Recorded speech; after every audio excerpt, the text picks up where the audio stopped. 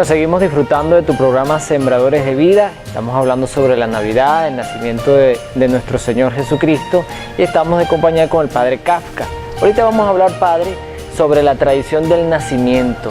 ¿Por qué se hace? ¿Dónde nació? Cuéntanos un poco de esa tradición, pues. Bueno, yo he escuchado decir, no es que sepa mucho de eso, que la tradición de representar el nacimiento comienza en la iglesia con San Francisco de Asís.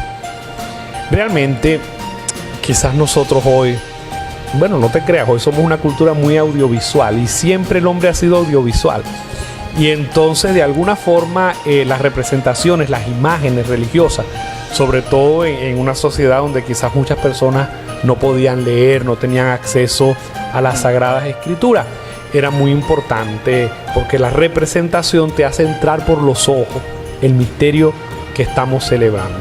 De hecho, conmigo eso pasó de pequeño, porque en mi casa hacían un hermoso nacimiento que se convertía en verdadero altar y en verdadero, hoy lo reconozco, ¿no?, en verdadero centro de catequesis y de evangelización para nosotros los más pequeños, que éramos entonces los más pequeños. Yo me acuerdo preguntarle tantas cosas a mi mamá sobre el nacimiento, sobre la figura. Recuerdo un día le pregunté por qué había un pastor que llevaba la ovejita sobre los hombros. No me imaginaba que yo iba a ser pastor con el tiempo también. Y mi mamá me explicaba, y mi tía, que esa ovejita estaba enferma y el pastor se la llevaba a Jesús para que la sanara. Y de alguna forma aquella imagen, que se parece a la imagen de Jesús buen pastor, ese pastorcito que hemos visto en los nacimientos, de alguna imagen a mí siendo niño me habló, y todo el pesebre me hablaba. Era como la primera noticia que en mi casa yo recibía del Evangelio. Por eso sigue teniendo una importancia fundamental, y ojalá que en ningún hogar falte esta tradición bella del pesebre, del nacimiento, que más que un adorno, te repito, es un altar y es un lugar de revelación y de bendición para una familia cristiana. Es que incluso, escuchándolo usted, nosotros podemos meditar viendo el nacimiento. Oye, usted, por ejemplo, se hacía esa pregunta del pastor que llevaba la oveja, y así sucesivamente uno se puede quedar detallando, meditando el nacimiento, y uno se va llenando de espiritualidad. Claro. Padre, ahora sí vamos a hablar un poco de la figura de José en el nacimiento. Cuéntenos un poco. Bueno, mira, a mí me encanta la figura de San José en el nacimiento y en las Escrituras, porque nos enseña algo muy importante, ¿no? Fíjate que José hace las veces en la tierra de papá de Jesús, siendo Jesús el Hijo de Dios, engendrado virginalmente en María. Sin embargo, en el plan de Dios está José. El niño requiere de un papá adoptivo. La psicología moderna hoy nos alumbra mucho más este misterio, porque nos dice qué importante es la figura paterna para un niño, qué importante es el lugar de su papá para un niño. A veces, por desgracia, entre nosotros la figura del papá es ausente o casi ausente, o incluso en una familia bien constituida se piensa que lo referente a la educación del niño pues corresponde fundamentalmente a la mamá, y la figura del papá es muy importante. José como hombre, como padre, es una figura interesante. Por ejemplo, una meditación que les propongo, revisar en la vida de José las 4 virtudes cardinales: prudencia, fortaleza, justicia y templanza. Hablemos, por ejemplo, solo de la prudencia, ¿verdad? Porque no podemos hablar de todas en este momento. Pero cuando José descubre, se entera de que su querida y bella novia, la más bella de todos los tiempos, está embarazada y él no la ha tocado, yo le pregunto siempre a la gente o a los caballeros, ¿cómo habría reaccionado usted? ¿Y cómo reacciona José?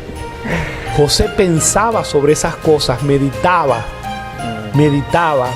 José guardaba silencio. José no se va de primera. No es un hombre que actúa a su propio impulso.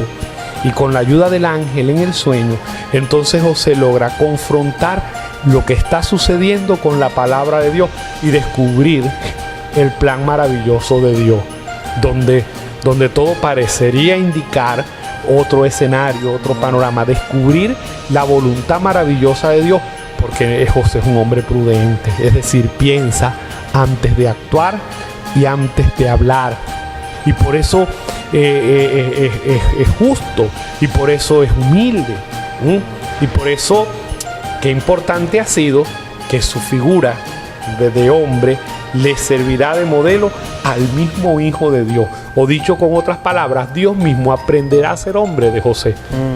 Tendrá como modelo de hombre a José. Qué grande la figura de José, deberíamos meditar sobre ella. Yo creo que incluso el mismo trabajo que tuvo Jesús de carpintero lo aprendió de su papá. Lo aprendió José. de su papá. Y así como nosotros, aprendió a hablar como su papá, y los gestos de su papá, y la humanidad de su papá, y la virilidad de su papá. Interesante y hermoso esto. Dios ha aprendido a ser hombre de José. Así que nosotros deberíamos mirar a José un poquito. Sí, podemos hacer incluso hasta un programa hablando de José, porque mucha gente no toma mucho en cuenta a José, siempre María, María, y José jugó un papel muy importante dentro de la vida de Jesús. Claro. Bueno, si lo hace me anoto. Ok, bueno, ya sabemos, el padre se comprometió. Es bonito, ahorita te estaba hablando y es verdad de que José, por ejemplo, en la escena de que aparece también en la Biblia, el relato de la Biblia, que el ángel se le aparece también a José y le dice, mira, José, o sea, María no fue lo que tú piensas, o sea, porque claro, uno como hombre... Le dice, no tengas reparo en recibir a María, a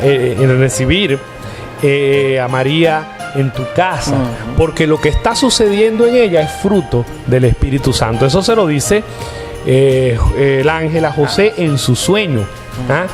Y José tiene fe, y por eso, porque está atento a los signos de Dios, descubre cuando Dios le habla hasta en los sueños.